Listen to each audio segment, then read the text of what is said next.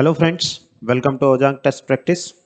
जैसा कि आप सभी जानते हैं, हमारे कुछ सेशंस चल रहे हैं जिनमें कि हम कुछ क्वेश्चंस को डिस्कस करते हैं। डेली 5 क्वेश्चंस हमारा डिस्कशन चलता रहता है। आज का जो हमारा डिस्कशन है वो कुछ अगले 5 क्वेश्चंस पर है, उसे उन्हें हम स्टार्ट करते हैं। ओजांग टेस्ट प्रैक्टिस ऐप पर आप सभी लोगों का स्वागत है। जो भी बच्चे प्रीलिम्स में अपीयर होने जा रहे हैं उन लोगों के लिए एक बहुत ज़्यादा स्पेशल या बहुत ज़्यादा खास ये सेशंस रहने वाले हैं। क्वेश्चंस को कैसे अटेम्प्ट किया जाए, क्वेश्चंस को अटेम्प्ट करने में क्या गड़बड़ियां करते हैं हम, और किन तरीकों से हम अपने को सुधार सकते हैं, कहाँ गलती कर रहे हैं उस गलती को पकड़ें और उसको सुधारें। इससे हमारा बहुत ज़्यादा बेनिफिट हो जाता है प्रीलिम्स को क्लियर करने में। तो चलिए सेशन को स्टार्ट करते हैं। आज हम बात करेंगे कि किस प्रकार से आज के जो क्वेश्चन है हमारे वो ज्योग्राफी के हैं, तो किस प्रकार से हम यूपीएससी प्रीलिम्स में 75% या उससे ज्यादा का स्कोर कर पाएंगे ज्योग्राफी में। इस पर्टिकुलर सेशन में हम ये डिस्कस करेंगे। कुछ 5 क्वेश्चंस लेकर के चलेंगे, उन 5 क्वेश्चंस को देखते हुए सीखेंगे बहुत सारी चीजें। देखिए, consider the following statements regarding biogas. Biogas के बारे में कुछ स्टेटमेंट्स दिए हैं। Which is a very important source of energy in rural areas. ग्रामीण क्षेत्रों में ये ऊर्जा का एक महत्वपूर्ण स्रोत है। तीन स्टेटमेंट्स जो हैं वो हमें दिए हैं। पहला स्टेटमेंट कहता है biogas has a higher thermal efficiency compared to charcoal, cow dung and kerosene. Charcoal, गोबर और मिट्टी के तेल की तुलना में बायोगैस की तापीय क्षमता अधिक होती है। Second statement, not only biogas serves as a source of energy in the form of fuel, but also can be used as source of manure for farm crops. Biogas न केवल ईंधन के रूप में, ऊर्जा के स्रोत के रूप में कार्य करता है, बल्कि कृषि फसलों के लिए खाद के स्रोत के रूप में भी उपयोग किया जा सकता है। थर्ड स्टेटमेंट कहता है it is slightly less environment friendly as it releases greenhouse gases when burned as a fuel. यह थोड़ा सा कम पर्यावरण के अनुकूल है क्योंकि यह ईंधन के रूप में जलाने पर ग्रीन हाउस गैसों को छोड़ता है। ये 3 स्टेटमेंट दिए हैं, हमें निकालना है कौन सा स्टेटमेंट इनकरेक्ट है, कौन सा कथन जो है वो असत्य है, ये हमें निकालना है। देखिए, फर्स्ट स्टेटमेंट कह रहा है biogas has a higher thermal efficiency compared to charcoal, cow dung and kerosene. ये स्टेटमेंट गलत है। चारकोल और केरोसिन जो है उनकी थर्मल एफिशिएंसी जो है वो ज्यादा होती है, तापीय क्षमता जो है वो ज्यादा होती है। तो ये स्टेटमेंट हमें गलत देखने को मिलता है। Not only biogas serves as a source of energy in the form of fuel, but also can be used as source of manure for farm crops. खाद के स्रोत के रूप में भी उपयोग किया जा सकता है। बायोगैस का नहीं किया जा सकता। बायोगैस है वो तो एक गैस का उपयोग जो है वो नहीं किया जा सकता खाद के रूप में। गैस के जो बाई प्रोडक्ट के रूप में हमें मैन्योर जो है वो देखने को मिलता है, खाद जो है वो देखने को मिलता है। तो यहां पर अगर हम देखें तो सॉरी, बायोगैस को हम इस तरीके से यूज में नहीं ला सकते। जो काऊ डंग जो होता है जिससे कि बायोगैस बनाई जाती है, वो काऊ डंग जो है उसको जरूर मैन्योर के रूप में काम में लिया जा सकता है। बायोगैस को खाद के रूप में आप काम में नहीं ले सकते। ये तो एक सिर्फ एक गैस है। It is slightly less environment friendly as it releases greenhouse gases when burned as a fuel.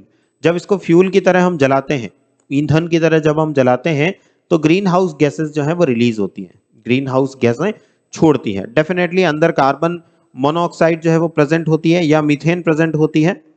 चाहे मीथेन प्रेजेंट हो, चाहे कार्बन मोनोऑक्साइड प्रेजेंट हो, इन सबको जलाया जाएगा तो कार्बन डाइऑक्साइड तो बनेगी ही बनेगी। तो कार्बन डाइऑक्साइड हमारी एक ग्रीन हाउस गैस भी है, जैसा कि आप जानते हैं।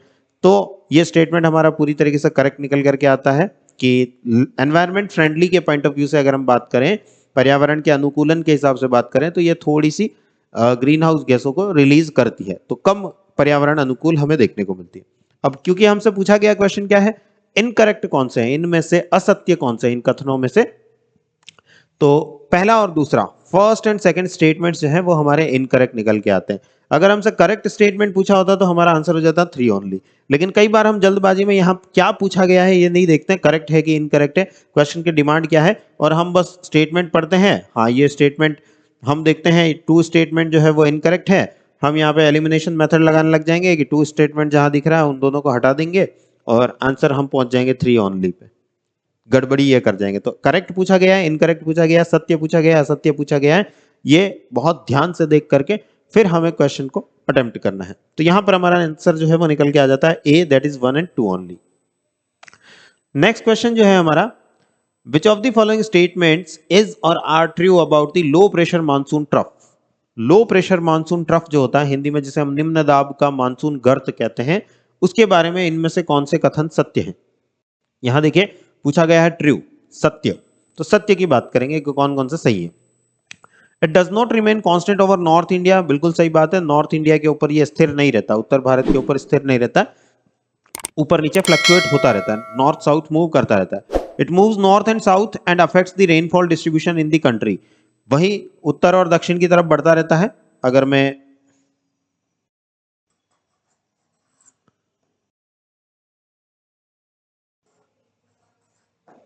अगर मानसून ट्रफ की बात करूं तो ये मानसून ट्रफ जो है वो नॉर्थवर्ड साउथवर्ड मूव करता रहता है, उत्तर दक्षिण जो है मूव करता रहता है।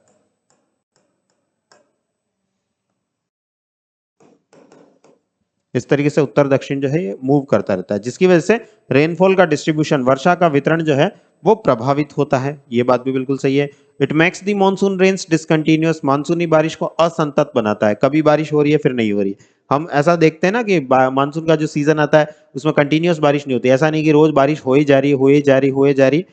कुछ दिन होती है, एक दिन दो दिन होती है, फिर बीच में गैप आता है, फिर दो चार दिन होती है, फिर गैप आता है, कभी 10-15 दिन का गैप आता है। वो सारे गैप्स जो हैं वो मानसून ट्रफ की वजह से होते हैं। तो ये स्टेटमेंट भी बिल्कुल सही है कि it makes the monsoon rains discontinuous. तो फिर हमारा आंसर निकल के आ जाएगा ऑल ऑफ द अबव। ऊपर जो तीनों बातें कही गई हैं वो तीनों की तीनों सत्य हैं। ट्रू पूछा गया है तो तीनों की तीनों बातें जो हैं वो सत्य हो जाएंगी, ट्रू हो जाएंगी। Next question, which of the following statement is or are true. फिर से 4 स्टेटमेंट हमें दिए हैं, उनमें हमें देखना है कि कौन से ट्रू है। The mean solar day is about 4 minutes longer than the sidereal day. मध्य सौर दिवस नक्षत्र दिवस से लगभग 4 मिनट बड़ा होता है।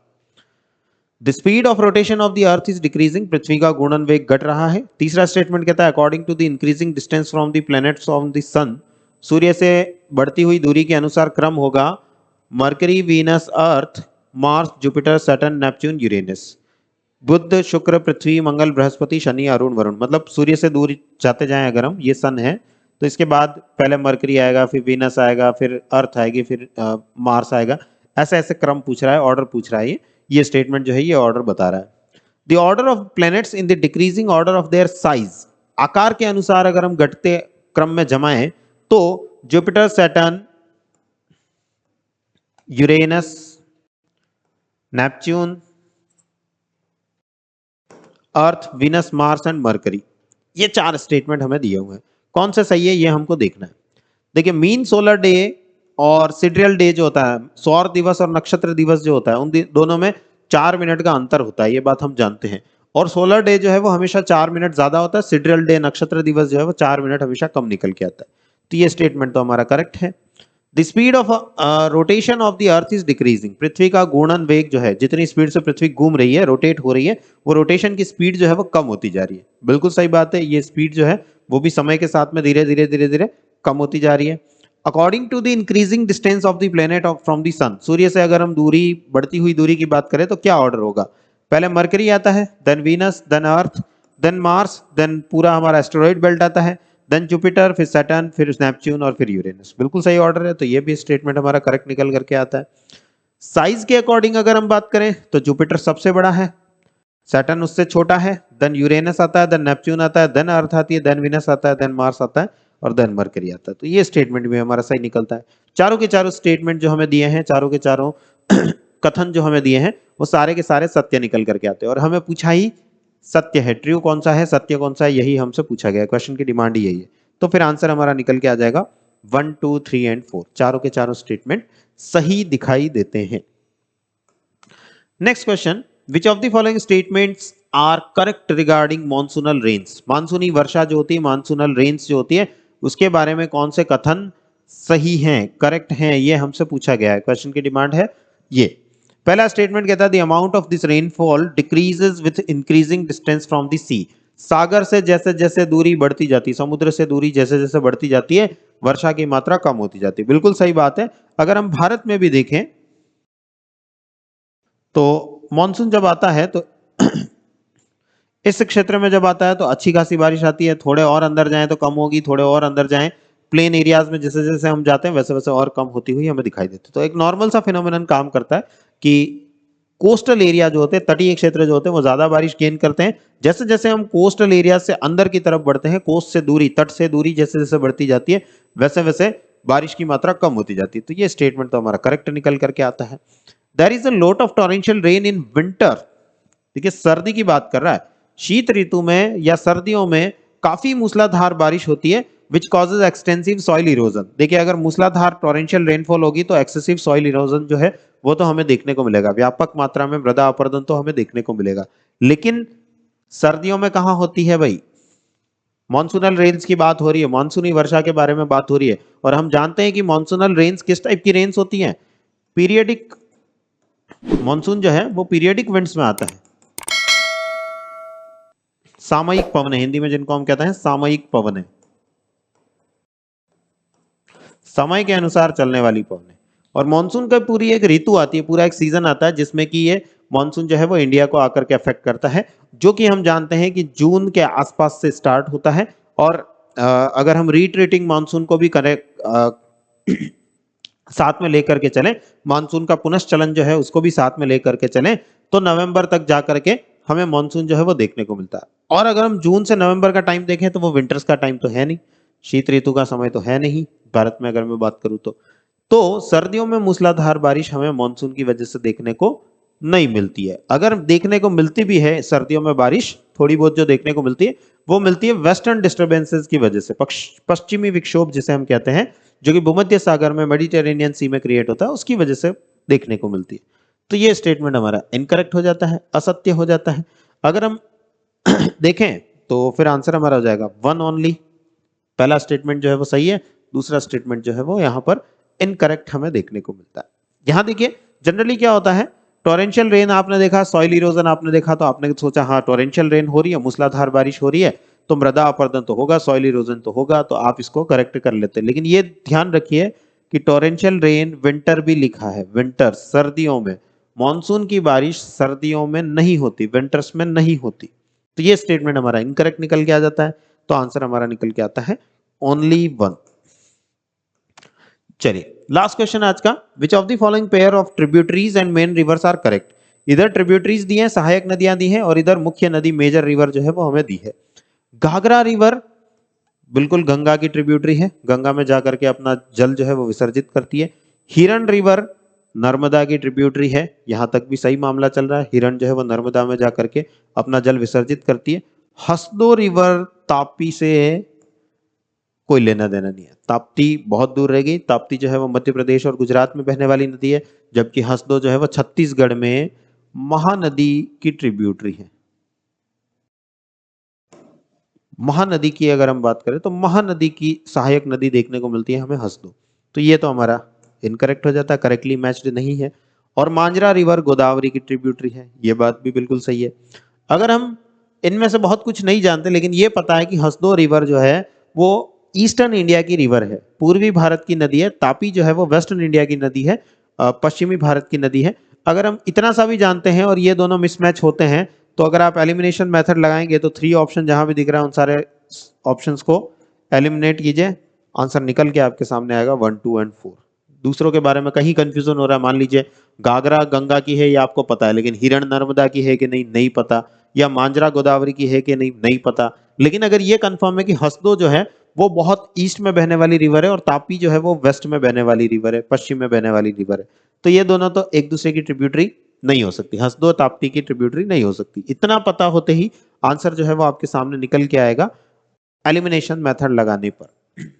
तो इससे हमारा आंसर जो है वो निकल के आता है 1, 2 एंड 4। पहली, दूसरी और चौथी रिवर जो है वो आपस में कनेक्टेड है। तो ऐसे ही अगर आप क्वेश्चंस जो है उनकी और प्रैक्टिस करना चाहते हैं तो हमारे करंट अफेयर्स की टेस्ट सीरीज जो है वो आप लोगों के लिए अवेलेबल है, जिसमें कि लास्ट 18 मंथ्स के करंट अफेयर, 18 महीनों के करंट अफेयर्स जो है वो आपको अवेलेबल करवाए जाएंगे, उनसे टॉपिक्स लेकर के क्वेश्चंस बनाए गए हैं। 1500 प्लस क्वेश्चंस, 1500 से ज्यादा क्वेश्चंस जो हैं वो आपको दिए जाएंगे मात्र ओनली 500 रुपीज में, सिर्फ 500 रुपए में आपको जो है ये सारे क्वेश्चंस जो है प्रोवाइड किए जाएंगे। और अगर आप NCERT test series static part को चेक करना चाहते हैं कि हमारा स्टैटिक पार्ट जो है वो कितना अच्छा है, उसे चेक करना चाहते हैं, तो 1000 से भी ज्यादा क्वेश्चंस आप लोगों के लिए प्रीलिम्स के क्वेश्चंस जो हैं वो अवेलेबल करवाए गए हैं इस टेस्ट सीरीज के अंदर। आप इसे ज्वाइन कर सकते हैं, वो भी मात्र 500 रुपीज में।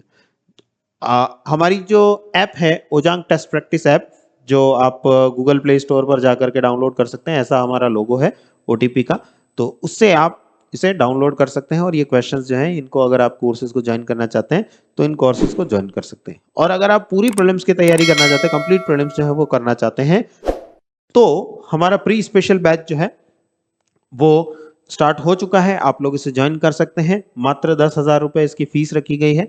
जो भी बच्चे प्रीलिम्स में अपीयर हो रहे हैं और इस प्रीलिम्स को सिक्योर करना चाहते हैं कि हाँ ये प्रीलिम्स हमें क्रैक करना ही है, तो आप इसे ज्वाइन कर सकते हैं। और स्पेशली आप लोगों को इसके साथ में अगर टेस्ट सीरीज चाहिए तो टेस्ट सीरीज ज्वाइन करना चाहते हैं तो भी कर सकते हैं।